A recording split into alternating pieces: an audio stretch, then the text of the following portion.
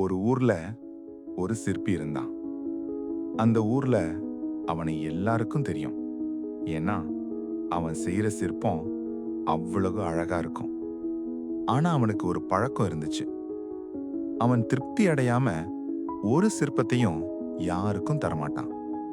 சின்ன குறை இருந்தாலும் அவனுக்கு அது சின்ன விஷயம் இல்ல. மூக்குல சின்ன வளைவு தவறினாலும், கண்ல பார்வை சரியா வரலனாலும் அவன் அதை அப்படியே உடைச்சிடுவான். ஊர்ல சில பேர் சொல்லுவாங்க, இவ்வளவு நல்லதா இருக்கு, இதுக்கு என்ன குறை? அவன் ஒரே பதில் தான் சொல்லுவான், எனக்கு சரியா தோணல. ஒரு நாள் அந்த ஊர்ல ஒரு பழைய கோயில் புதுசா கட்ட முடிவெடுத்தாங்க. அந்த கோயிலுக்கு முக்கியமான சிலை இவன் கிட்ட தான் ஒப்படைச்சாங்க. அவனுக்கு மனசுக்குள்ள ஒரு சந்தோஷம். இது என்னோட வாழ்க்கையில முக்கியமான வேலை. அவன் வேலை தொடங்கினான். முதல் சிலை அழகா வந்துச்சு. ஆனா அவன் பார்த்தான், நீண்ட நேரம் பார்த்தான்.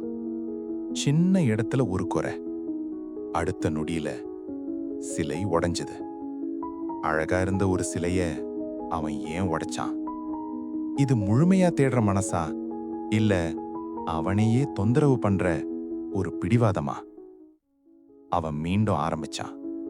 2வது சிலை, 3வது, 4வது. ஒவ்வொரு முறையும் சிலை நல்லாதான் இருக்கும். ஆனா அவனுக்கு இன்னும் சரியா இல்ல. நாட்கள் போச்சு.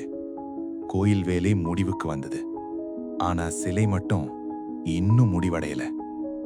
ஊர்ல பேச ஆரம்பிச்சாங்க, இவன் கைதான் நல்லது, ஆனா நேரம் தெரியாதவன். கோயில் நிர்வாகம் கேட்டாங்க, எப்ப முடியும்? அவன் பதில் சொல்லல. மீண்டும் சிலை உடைச்சான். ஒரு நாள் அவன் கை நடுங்க ஆரம்பிச்சது. உடம்பு சோர்வா இருந்துச்சு. அவன் பார்த்தான், உடைஞ்ச சிலைகள் சுற்றி சுற்றி. அப்போதான் அவன் மனசுக்குள்ள ஒரு கேள்வி வந்துச்சு. நான் சிற்பத்தை தேடுறேனா, இல்ல என்னையே தான் சோதிச்சுக்கிட்டு இருக்கேனா? அந்த நாள் அவன் இன்னொரு சிலை செய்தான்.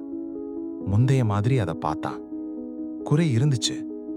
ஆனா இந்த தடவை அவன் கைய உயர்த்தல. அவன் யோசிச்சான், முழுமை எங்கேயும் இல்ல. நான் தேடுறது சிற்பத்துல இல்ல. அவன் அந்த சிலையை உடைச்சதில்ல, அத கோயிலுக்கு கொடுத்தான். மக்கள் பார்த்தாங்க, அழகுன்னு சொன்னாங்க. ஆனா அவனுக்கு அந்த நாள் தான் ஒரு அமைதி வந்துச்சு. முழுமை தேடுறது தவறில்ல.